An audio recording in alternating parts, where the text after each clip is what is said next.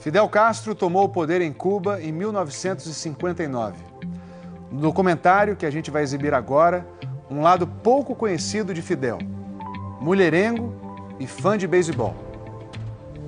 O pai de Fidel era um grande proprietário de terras. A mãe, uma empregada da fazenda da família. Castro cresceu numa situação bem confortável, mas dizia que desde pequeno já se incomodava com as diferenças sociais. Me rebelei contra as injustiças que eu vi em casa e no colégio interno para onde me mandaram. Tudo isso foi estimulando esse sentimento de revolta dentro de mim.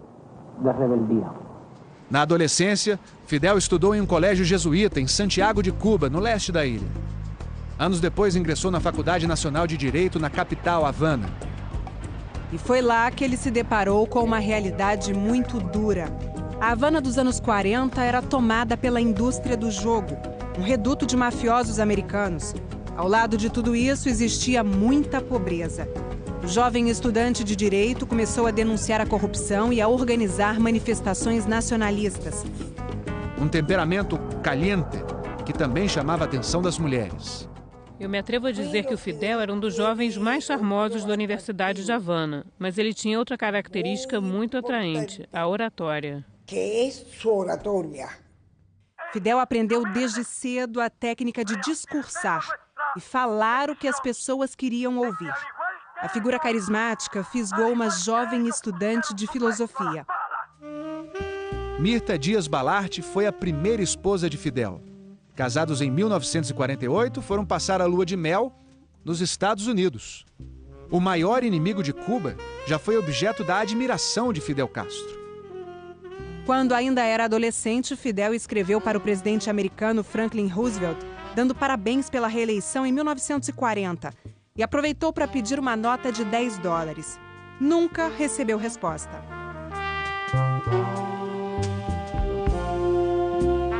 Fidel também era bom jogador de beisebol e cogitou virar profissional nos Estados Unidos. O beisebol sempre foi um esporte popular em Cuba e um dos favoritos de Fidel. Um dos times mais importantes dos Estados Unidos, os New York Yankees, chegou a fazer uma oferta pelo passe dele.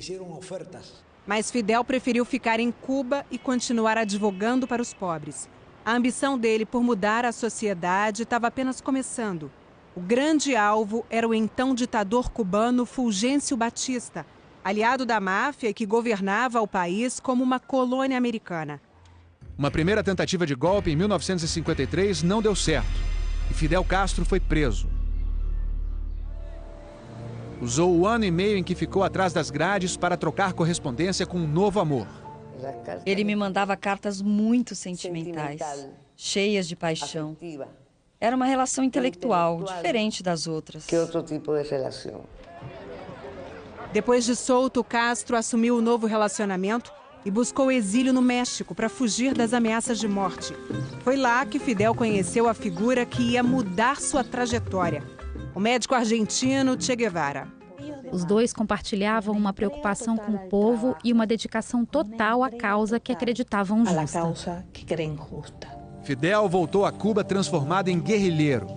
E foi nos acampamentos no meio da mata que ele conheceu um novo amor: Célia Sanches, que ficou ao seu lado até morrer, em 1980. A audácia do jovem guerrilheiro era cada vez maior. Quando finalmente chegou ao poder, no início de 1959, Castro trocou a selva por um luxuoso hotel no centro de Havana. E foi desse quarto que ele deu a primeira entrevista como chefe de governo para a televisão americana, de pijamas. Boa noite, Fidel. Diga, você está preocupado com a influência comunista em Cuba?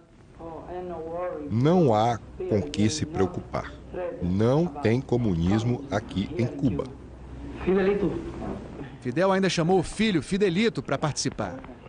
O discurso e a apresentação foram muito bem planejados. Ele sabia que os americanos já queriam a cabeça dele e fez tudo isso para parecer menos ameaçador. 4 meses depois da entrevista, ele voltou a Nova York, desta vez para pedir apoio ao governo americano.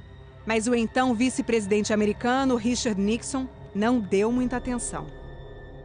Era o começo de um conflito que duraria mais de 50 anos. O líder cubano encontrou no maior rival dos Estados Unidos, a União Soviética, o apoio que procurava. A aproximação com o regime socialista soviético reforçou as ideias de Fidel Castro. Ele diminuiu drasticamente a desigualdade social, erradicou o analfabetismo e criou um sistema de saúde que até hoje é modelo para vários países da América Latina.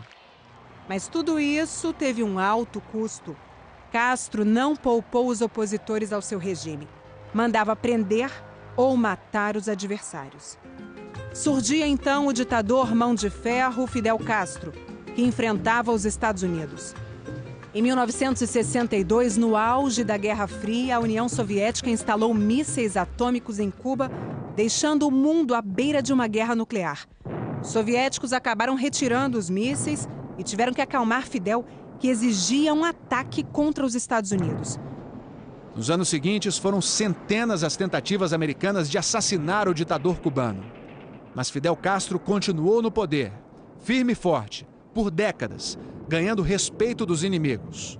Nos raros encontros com a imprensa estrangeira, fazia questão de parecer despreocupado. É verdade que você sempre usa colete à prova de balas? Não, veja, o que eu uso é um colete moral. No final dos anos 80, a Guerra Fria já estava nos últimos dias.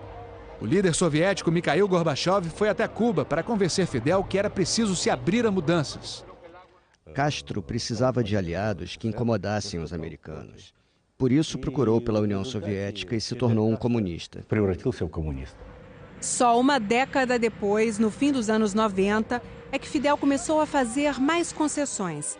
Em 98, recebeu pela primeira vez o Papa sem a tradicional farda. Em 2004, sofreu uma queda descendo do palanque. 2 anos depois, uma cirurgia no intestino. E no ano seguinte, em 2007, já debilitado, ele passou o bastão para o irmão Raul Castro, que deixou claro: Fidel é Fidel. Todos lo sabemos bem. Fidel é insubstituível. Sem nunca anunciar oficialmente a aposentadoria, Fidel assumiu outro papel longe dos holofotes, o de avô, como mostram essas imagens feitas secretamente dele em casa com a família. Raul Castro trouxe algum respiro para Cuba de Fidel. O futuro do país ainda é uma interrogação. Mas não há dúvidas de que Fidel Castro foi o maior personagem da história de Cuba.